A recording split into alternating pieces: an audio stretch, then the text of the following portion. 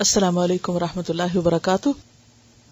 نحمده ونصلی علی رسولہ الکریم، اما بعد فاعوذ باللہ من الشیطان الرجیم، بسم اللہ الرحمن الرحیم.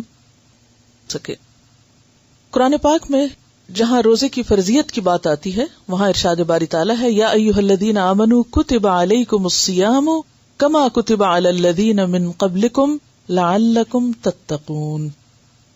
اے لوگو جو ایمان لائے ہو، تم پر روزے فرض کیے گئے جیسا کہ تم سے پہلے لوگوں پر فرض کیے گئے تھے تاکہ تمہارے اندر تقوی پیدا ہو. اور تقوی کیا ہے؟ اللہ کے عذاب سے بچنے کے لیے، اللہ کی ناراضگی سے بچنے کے لیے ان کاموں کا اختیار کرنا جو اللہ نے اختیار کرنے کو کہی ہیں، اور ان چیزوں سے رک جانا اور اپنے آپ کو روک لینا جن سے اللہ تعالیٰ کی ناراضگی لازم آتی. یعنی گناہوں سے بچنا، اللہ کی ناراضگی کے کاموں سے بچنا، یہ تقوی کہلاتا ہے. اس بچنے کے لیے انسان کو اپنے اندر ایک خاص قوت پیدا کرنی پڑتی ہے. اس قوت کا نام کیا ہے؟ Self control. تو بیسیکلی روزے کا مقصد کیا ہے کہ انسان کے اندر بھوک پیاس کاٹ کر یا بھوک پیاس کی تکلیف برداشت کر کے اس کے اندر قوت برداشت پیدا ہو، اور یہ قوت برداشت اس کو بہت سی ایسی چیزوں میں کام آئے جو شیطان کے وسوسوں کی وجہ سے انسان کے اندر پیدا ہوتی. شیطان بھی انسان کا کھلا دشمن ہے. شیطان کے مقابلے کے لیے انسان کو طاقتور ہونے کی ضرورت ہے، اور وہ طاقت ایمانی طاقت ہے. یہ طاقت اللہ کا حکم مان کر انسان کے اندر آتی ہے، اور جب ایک انسان اللہ کے حکم سے کھانے پینے سے اور جمع کرنے سے رک جاتا ہے، یعنی مخصوص شرائط کے ساتھ مخصوص ایام میں مخصوص اشیاء کو چھوڑ دیتا ہے صرف اللہ کا حکم سمجھ کر، تو اس کے اندر بہترین قسم کی سیلف کنٹرول پیدا ہوتی ہے. اور روزے کی حالت میں خاص طور پر کھانا پینا، جو کہ انسان کی سب سے بڑی کمزوری اور سب سے بڑی ضرورت بھی ہے، جب انسان اپنی اس سب سے بڑی کمزوری پر قابو پا لیتا ہے تو اس کے اندر بہت بڑی قوت پیدا ہو جاتی ہے. پھر دوسری چیز انسان کی شہوت ہے. جو شخص اپنی شہوت کو کنٹرول کر لیتا ہے وہ بہت مضبوط ہو جاتا ہے. تیسری چیز انسان کی نیند ہے، جو اس کی بہت بڑی ویکنس ہے.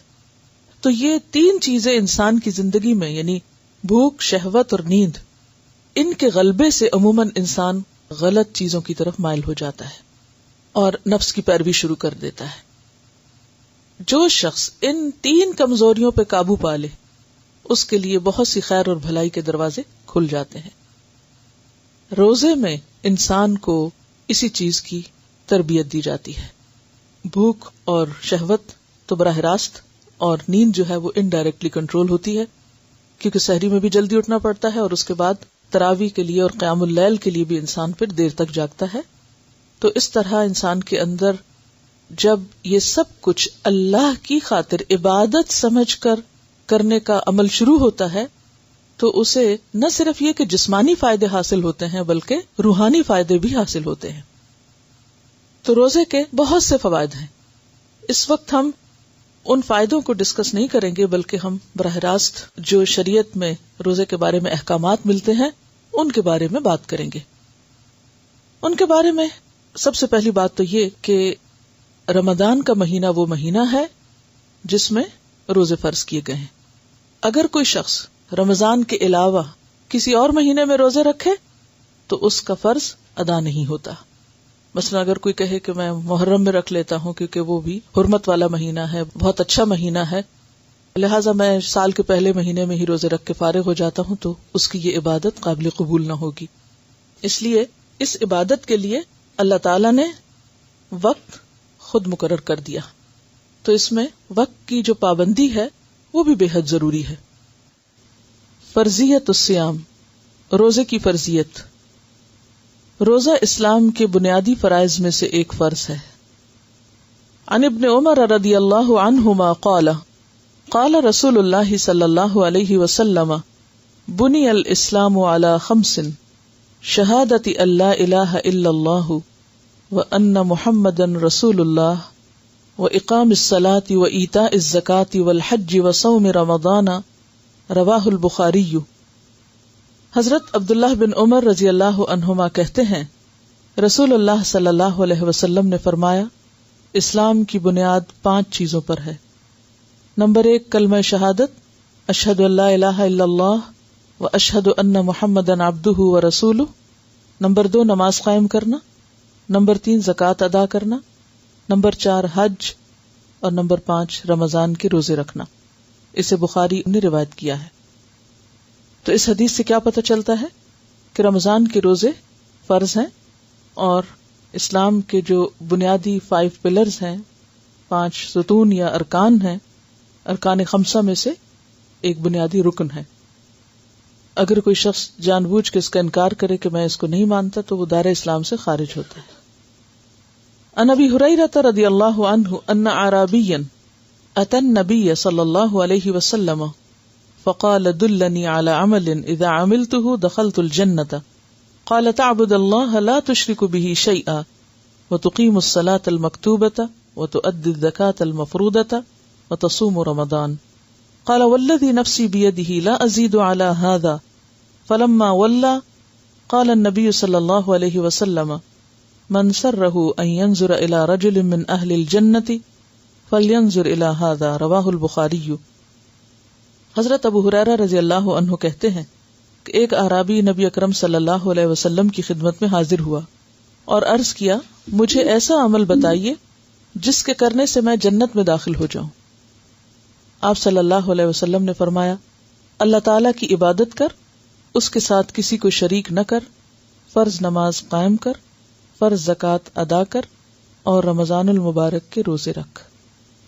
اس نے کہا اللہ کی قسم میں اس سے زیادہ کچھ نہ کروں گا، یعنی فرض سمجھ کر، یعنی کہ اور کوئی زندگی میں کام ہی نہیں کروں گا یا کوئی اور نیکی نہیں کروں گا. جب وہ آدمی واپس ہوا تو آپ صلی اللہ علیہ وسلم نے فرمایا جسے جنتی آدمی دیکھنا ہو وہ اسے دیکھ لے. کیا مطلب اس کا؟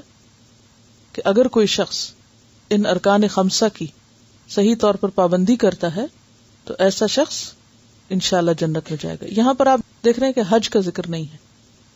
اس کی وجہ یہ ہو سکتی کہ ہو سکتا ہے اس وقت تک ابھی حج فرض نہ ہوا، اور یہ بھی ہو سکتا ہے کہ اس شخص پر فرض نہ ہو، یعنی وہ اس کیٹیگری میں نہ آتا ہو. روزے کی فضیلت. فضل الصوم. رمضان المبارک کے شروع ہوتے ہی جنت کے دروازے کھول دیے جاتے ہیں اور جہنم کے دروازے بند کر دیے جاتے ہیں. عن ابی ہریرہ قال قال رسول اللہ صلی اللہ علیہ وسلم اذا دخل رمضان فتحت ابواب السماء وغلقت ابواب جہنم وسلسلت الشیاطین. متفق علیہ. حضرت ابو ہریرہ رضی اللہ عنہ سے روایت ہے کہ رسول اللہ صلی اللہ علیہ وسلم نے فرمایا جب رمضان آتا ہے تو آسمان کے دروازے کھول دیے جاتے ہیں، جہنم کے دروازے بند کر دیے جاتے ہیں اور شیاطین قید کر دیے جاتے ہیں. جی، آسمان کے دروازے کیوں کھول دیے جاتے ہیں؟ دعاؤں کی قبولیت کے لیے، اعمال کی قبولیت کے لیے. اور بتانے کا مقصد کیا ہے؟ تاکہ لوگ اور زیادہ شوق و ذوق کے ساتھ عبادت کریں، یعنی عبادت کا شوق دلانے کے لیے یہ بات کی جا رہی ہے. اور پھر جنت کے دروازے کتنے ہیں؟ 8 دروازے. جہنم کے 7 ہیں. لہا 7 ابواب لکل باب منہم جزء مقسوم. تو جنت کے سب دروازے کھول دیے جاتے ہیں.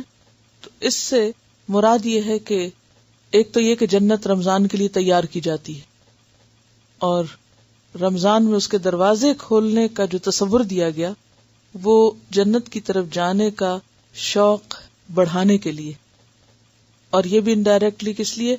تاکہ لوگ زیادہ سے زیادہ اچھے کام کریں، نیکیوں کی طرف بڑھیں، دوڑیں، اور اس منزل کو سامنے رکھتے ہوئے، اس اجر اور اس ثواب کو سامنے رکھتے ہوئے اور زیادہ تیزی کے ساتھ نیکی کی طرف بڑھیں. اور پھر جنت کا تصور جو ہے اور جنت کے کھلے دروازوں کا تصور دراصل انسان کے لیے ایک سبب یا ذریعہ بنتا ہے. کس بات کا؟ یا ایک وجہ بنتی ہے کیا؟ کہ انسان نیکی کی طرف اور زیادہ شوق کے ساتھ دوڑے. جہنم کے دروازے بند کر دیے جاتے ہیں. تو جہنم میں لے جانے والی کیا چیزیں؟ برائیاں. تو جہنم کے دروازے بند کرنے کا مطلب پھر کیا ہے؟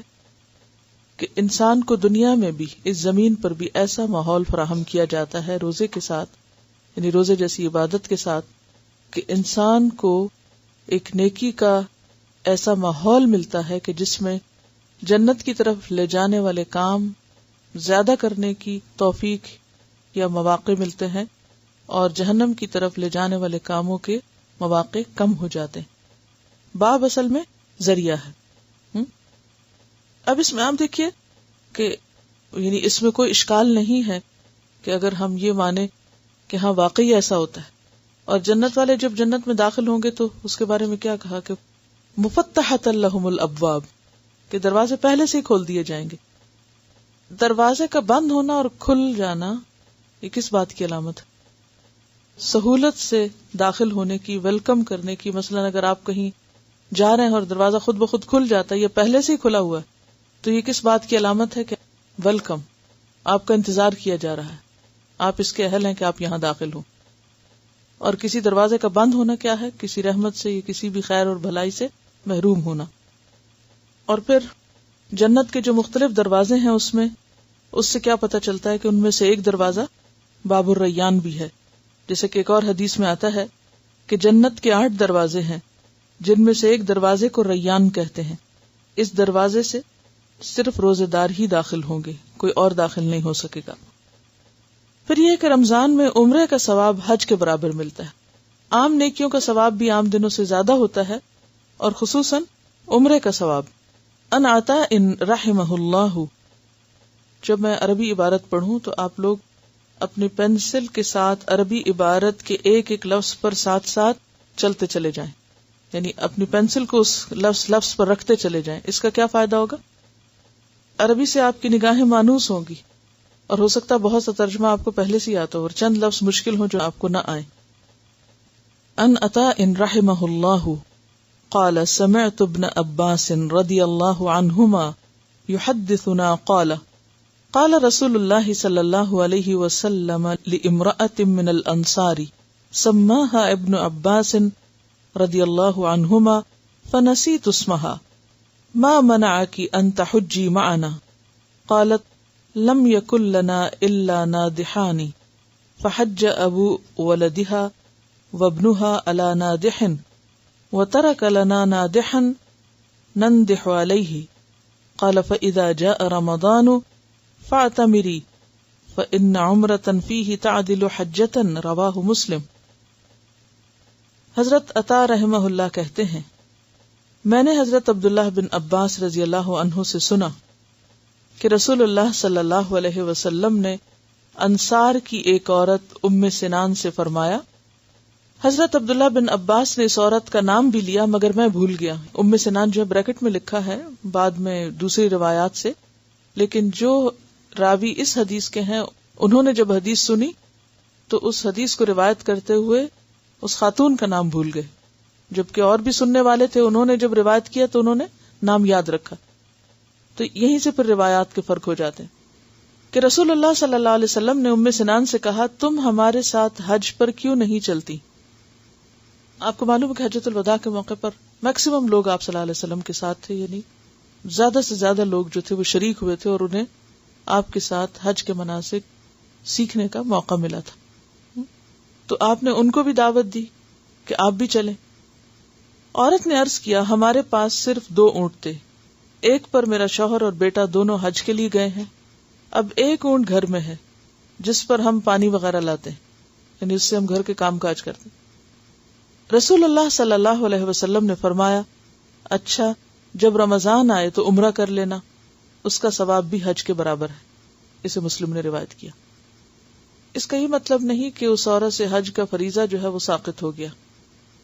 اگر کسی پر حج کا فریضہ عائد ہوتا ہو تو وہ فریضہ حج کرنے سے ہی ادا ہوگا، عمرے سے نہیں ادا ہوگا۔ لیکن یہاں پر جس چیز کی طرف توجہ دلائی جا رہی ہے وہ یہ ہے کہ حج تو بعد میں آئے گا، اگر اس سے پہلے ہی رمضان میں عمرہ کر لیا جائے تو وہ عمرہ حج برابر ہو جائے گا، کیونکہ انسان کو زندگی کا تو نہیں پتا ہوتا کہ کب مہلت ختم ہو جائے۔ تو اس لیے بعض لوگ یہ کہتے ہیں کہ ہم عمرہ نہیں کرتے، کیوں؟ کیا توجیہ پیش کرتے ہیں؟ حج فرض ہو جائے گا۔ تو یہ حدیث بالکل اس کے یعنی اس تصور کو توڑنے والی ہے کہ حج تو ایک مستقل عبادت ہے، جب اس کا موقع آپ کو ملے وہ آپ کریں، لیکن اگر اس سے پہلے آپ کو عمرے کا موقع مل رہا ہے تو یہ سوچ کے عمرہ نہ چھوڑیں کہ اس طرح حج فرض ہو جائے گا. نہیں، وہ تو اگر فرض ہے تو ویسے ہی فرض ہے، اور اگر فرض نہیں تو فرض نہیں. اور اگر اس سے پہلے رمضان میں عمرے کا موقع ہے تو اس موقع سے فائدہ اٹھا لیا جائے. یعنی یہ تو اپنی اپنی بات ہے کہ کون کس نیکی کا کتنا شوقین ہے اور کتنی اس میں وسعت ہے. روزہ قیامت کے دن روزہ دار کی سفارش کرے گا. ان عبد اللہ بن عمرو ان رسول اللہ صلی اللہ علیہ وسلم قال الصیام والقرآن یشفعان للعبد یوم القیامت یقول الصیام ای رب منعته الطعام والشہوۃ فشفعنی فیہ ویقول القرآن منعته النوم باللیل فشفعنی فیہ قال فیشفعان رواہ احمد والطبرانی صحیح. حضرت عبداللہ بن عمرو رضی اللہ عنہ سے روایت ہے کہ رسول اللہ صلی اللہ علیہ وسلم نے فرمایا، روزہ اور قرآن قیامت کے دن بندے کے لیے سفارش کریں گے. روزہ کہے گا، اے میرے رب، میں نے اس بندے کو کھانے پینے اور اپنی خواہشات پوری کرنے سے روکے رکھا، لہذا اس کے بارے میں میری سفارش قبول فرما. قرآن کہے گا، اے میرے رب، میں نے اس بندے کو رات قیام کے لیے سونے سے روکے رکھا، لہذا اس کے بارے میں میری سفارش قبول فرما. چنانچہ دونوں کی سفارش قبول کی جائے گی. اسے احمد اور طبرانی نے روایت کیا ہے. اس بات کا بھی مقصد کیا تھا کہ لوگ اس عبادت کو شوق سے رکھیں.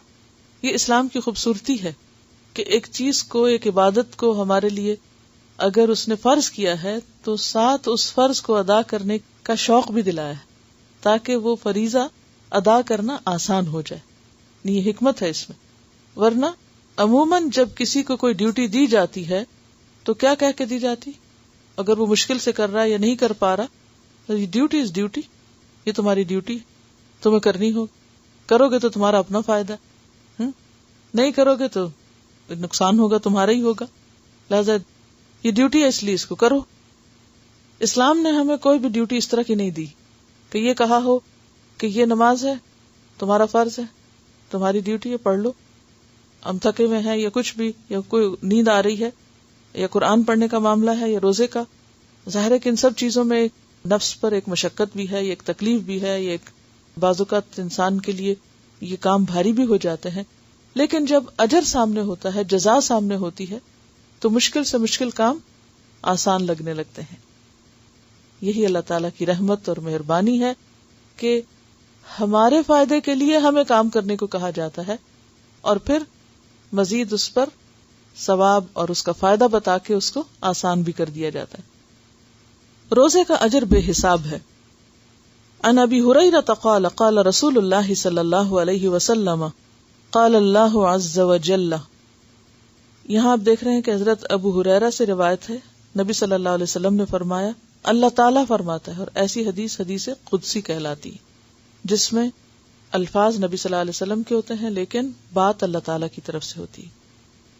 کل عمل ابن آدم لہ الا الصیام فإنہ لی وأنا اجزی بہ والصیام جنۃ فإذا كان یوم صوم احدکم فلا يرفث یومئذ ولا يسخب فإن سابہ احد او قاتلہ فلیقل انی امرؤ صائم والذی نفس محمد بیدہ لخلوف فم الصائم اطیب عند اللہ یوم القیامہ من ریح المسک وللصائم فرحتان یفرحہما اذا افطر فرح بفطرہ واذا لقی ربہ فرح بصومہ. رواہ مسلم. حضرت ابو ہریرہ رضی اللہ عنہ کہتے ہیں کہ رسول اللہ صلی اللہ علیہ وسلم نے فرمایا، اللہ عز وجل فرماتا ہے کہ ابن آدم کا ہر عمل، ابن آدم کون ہوتا ہے؟ انسان، ہر انسان. ابن آدم کا ہر عمل اس کے لیے ہے سوائے روزے کے. روزہ میرے لیے اور میں ہی اس کی جزا دوں گا. یعنی روزے کو خاص اپنے لیے کیوں قرار دیا؟ کیونکہ روزہ ایک ایسی عبادت ہے جس کا علم صرف اللہ تعالیٰ کو ہوتا ہے. آپ نماز پڑھیں، آپ صدقہ کریں، آپ ذکر کریں، آپ لوگوں کی نگاہوں میں آ جاتے ہیں، یعنی آپ کا عمل ظاہر ہو جاتا ہے. لیکن اگر آپ روزہ رکھے ہوئے ہوں تو جب تک آپ منہ کھول کے خود نہ بتائیں کہ میں روزے سے ہوں، کسی کو پتہ نہیں چلتا. اور ویسے بھی اگر رمضان کا مہینہ بھی ہو تو بھی کس شخص کا روزہ ہے اور کس کا نہیں ہے یہ صرف اللہ کو پتا ہے. اور روزہ آگ سے ڈھال ہے. یہاں انہوں نے آگ کا لفظ بریکٹ میں ڈالا ہے، لیکن یہ کہ یہ ڈھال کئی چیزوں سے ہو سکتی ہے. گناہوں سے بھی تو ڈھال کیا ہوتی ہے؟ شیلڈ، جس سے دشمن کے وار کو روکا جاتا ہے، پروٹیکشن کے لیے ہوتی ہے شیلڈ. تو روزہ ڈھال ہے دنیا میں گناہوں سے اور آخرت میں آگ سے. لہذا جس روز تم میں سے کسی کا روزہ ہو اس روز وہ فحش گوئی نہ کرے، یعنی کوئی گالی گلوچ نہ کرے، اور بےہودہ کلامی نہ کرے، فالتو باتیں نہ کرے، بیکار کے ہنسی مذاق نہ کرے. اور اگر کوئی دوسرا اس سے گالی گلوچ کرے یا لڑائی کرے تو روزہ دار کو صرف اتنا کہنا چاہیے کہ میں روزہ دار ہوں. یعنی کسی بات یا بحث کا جواب بحث کی شکل میں نہ دے، بلکہ کیا کہے؟ میں روزے سے ہوں.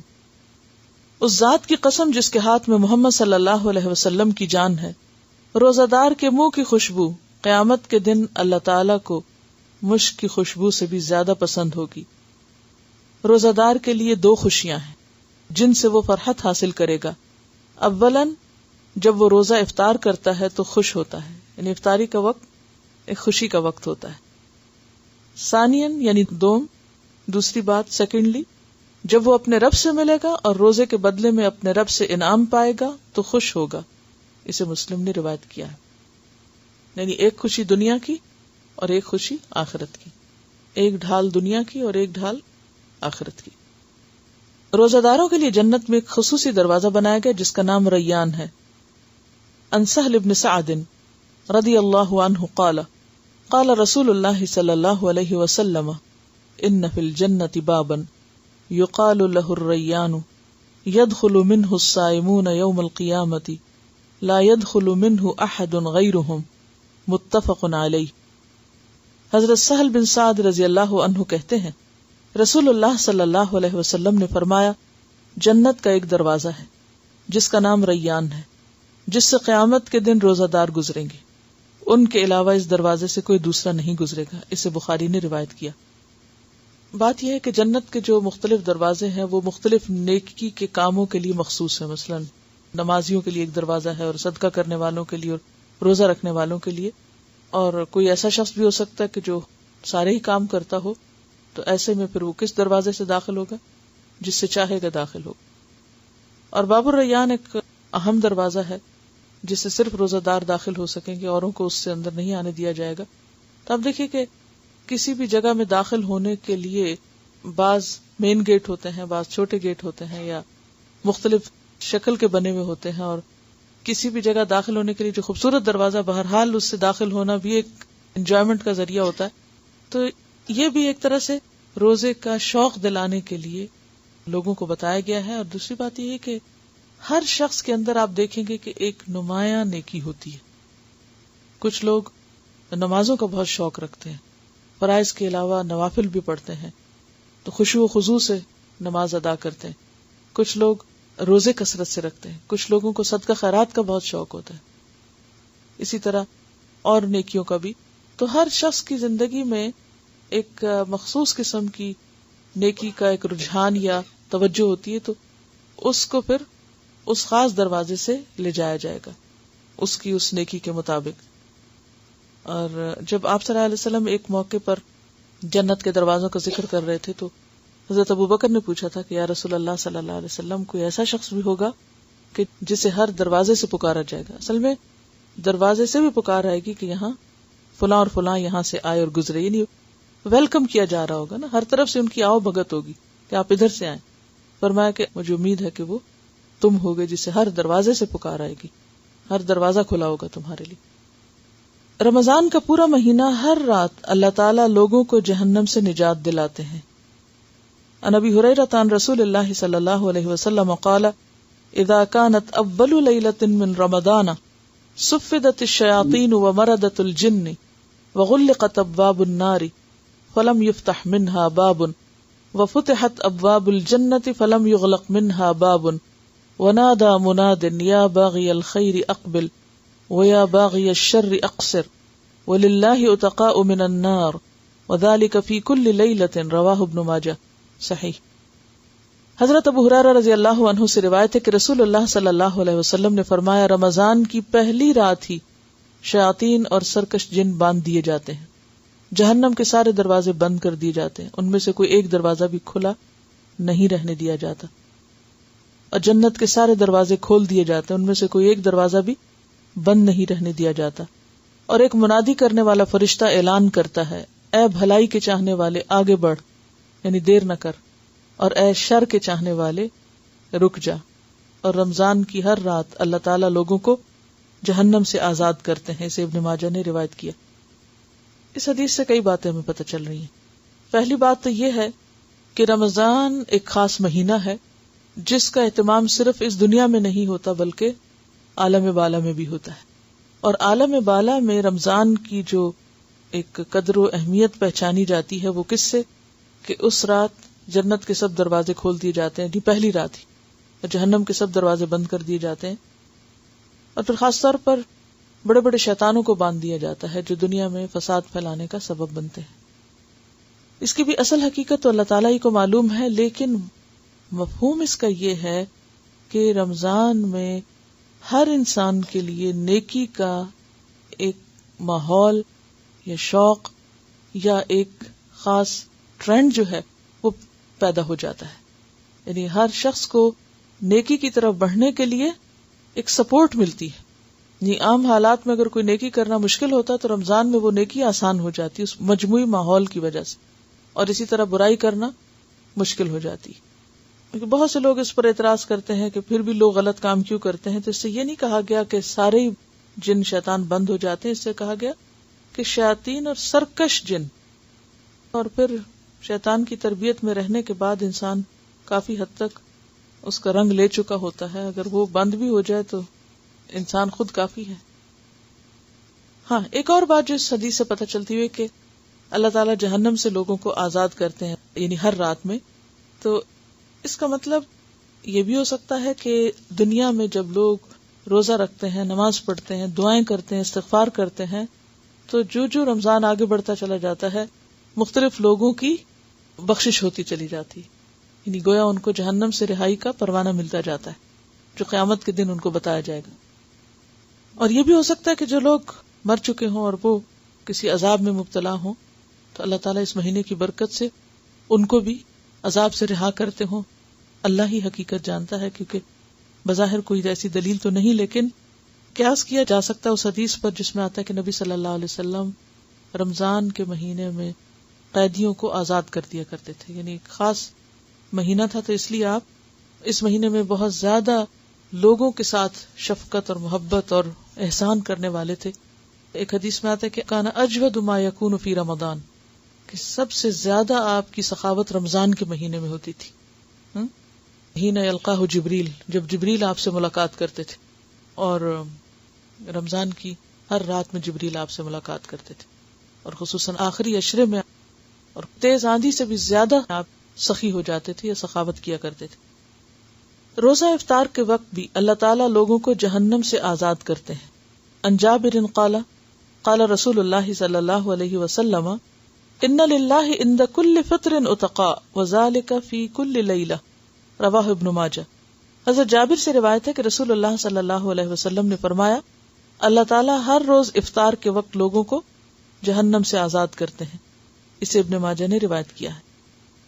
رمضان میں صیام اور قیام کرنے والا قیامت کے دن صدیقین اور شہداء کے ساتھ ہوگا. لیکن اصل چیز پھر کوالٹی ہے کہ کس درجے کا روزہ رکھا اور روزہ رکھ کے کیا کیا اور پھر کس طرح کا قیام کیا.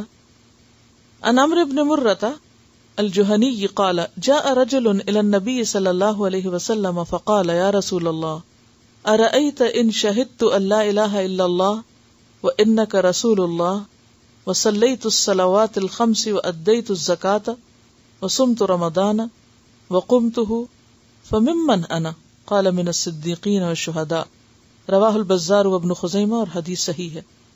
حضرت عمرو بن مرہ جوہنی کہتے ہیں کہ ایک آدمی نبی اکرم صلی اللہ علیہ وسلم کی خدمت میں حاضر ہوا اور عرض کیا یا رسول اللہ اگر میں گواہی دوں کہ اللہ کے سوا کوئی الہ نہیں، آپ اللہ کے رسول ہیں، 5 نمازیں پڑھوں، زکوٰۃ ادا کروں اور رمضان میں صیام اور قیام کروں تو میرا شمار کن لوگوں میں سے ہوگا؟